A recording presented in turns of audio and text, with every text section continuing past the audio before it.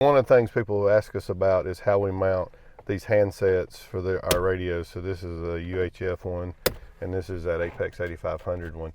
And so it's a product from a company called Magnetic Mic, and it's a super strong magnet. Like, you do not want to get your finger like right here in between it, because I have busted a blood vessel because it's really strong. But I can tell you that, like, driving down the road and it bouncing, they don't come off, and they're easy to align, and you don't even have to look, and they really jump on there and they hold really nicely. Another thing they do, they have a little spring in there that does the continuity, so that when you touch it back down, you guys know how that, like, you can defeat or remove your squelch or not, based on whether the mic's in the hanger or not.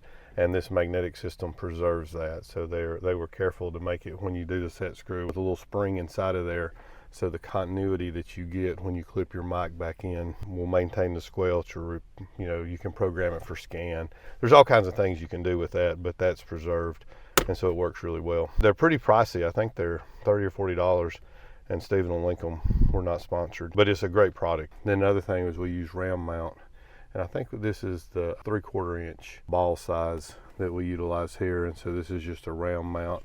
And so what I do is I use this same bracket to do the double up that mounts here to the side of the truck, and then I use a 3M high bond double side tape, and then I put a couple of screws in it. I've done it with just the tape, but with the heat and everything and this much cantilever load, it does better to do a self-tapping screw. There's nothing in the console here, no wires or anything, so it works out good. So I use this same plate, mount it down, and then that gives me a lot of flexibility of how that I can mount these and get them out of the way.